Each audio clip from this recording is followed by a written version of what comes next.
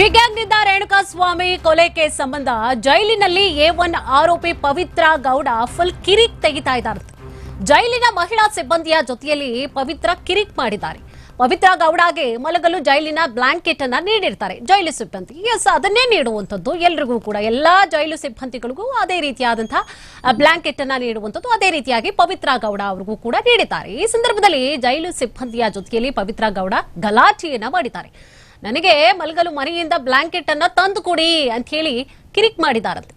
ನನಗೆ ಅದು ಬೇಕು ಇದು ಬೇಕು ಅಂತ ಹೇಳಿ ಜೈಲಿನಲ್ಲಿ ಪವಿತ್ರ ಗೌಡ ಸಿಬ್ಬಂದಿಯ ಜೊತೆ ಗಲಾಟೆಯನ್ನ ಮಾಡ್ತಾ ಇದ್ದಾರೆ. ಎಲ್ಲಾ ಫೆಸಿಲಿಟೀಸ್ ಬೇಕು ಅಂತಂದ್ರೆ ಏನು ಮಾಡದೆ ಅಚ್ಚುಕಟ್ಟಾಗಿ ಹೊರಗಡೆ ಇದ್ದಿದ್ರೆ ಎಲ್ಲಾ ಫೆಸಿಲಿಟಿ ಸಿಗ್ತಾ ಇತ್ತು. ಆದ್ರೆ ಈ ರೀತಿಯಾಗಿ ಮಾಡ್ಕೊಂಡ್ಮೇಲೆ ಜೈಲಿನಲ್ಲಿ ಏನೆಲ್ಲ ಕೊಡ್ತಾರೋ ಬೇರೆಯವ್ರಿಗೆ ಅದೇ ರೀತಿಯಾಗಿ ಪಡ್ಕೊಳ್ಬೇಕಾಗತ್ತೆ ಅಷ್ಟೇ.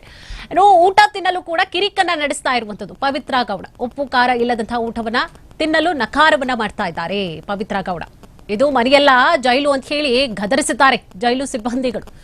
ಯಾವುದೇ ಸೌಕರ್ಯ ಸಿಗದೆ ತಬ್ಬಿಬ್ಬಾಗಿ ಹೋಗಿದ್ದಾರೆ ಪವಿತ್ರ ಗೌಡ. ನನಗೆ ಅದು ಬೇಕು ಇದು ಬೇಕು, ನಂಗೆ ಈದ್ ಬೇಡ ಬ್ಲಾಂಕೆಟ್ ಅದು ಬೇಕು ಅಂತಂದ್ರೆ ಎಲ್ಲಿಂದ ತಂದು ಕೊಡ್ತಾರೆ ಪಾಪ ಸಿಬ್ಬಂದಿಗಳು? ಅದೇನು ಮನೆ ಕೆಟ್ಟೋಯ್ತಾ ತಂದ್ಕೊಡಕ್ಕೆ, ಅಥವಾ ಅತ್ತೆ ಮನೆ ಕೆಟ್ಟೋಯ್ತಾ ತಂದ್ಕೊಡಕ್ಕೆ?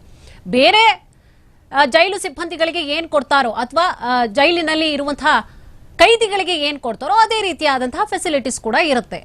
ಅಂತದ್ರಲ್ಲಿ ನಂಗೆ ಅದು ಬೇಕು ಇದು ಬೇಕು ಅಂತಂದ್ರೆ ಸಿಬ್ಬಂದಿಗಳು ಎಲ್ಲಿಂದ ತಂದು ಕೊಡ್ತಾರೆ? ಅದೆಲ್ಲ ಹೋಗ್ಲಿ, ಮನೆಯಿಂದ ತರಿಸ್ಕೊಡಿ ಅಂತ ಹೇಳಿ ಕೇಳ್ತಾ ಇರುವಂತದ್ದು ಈಕೆ.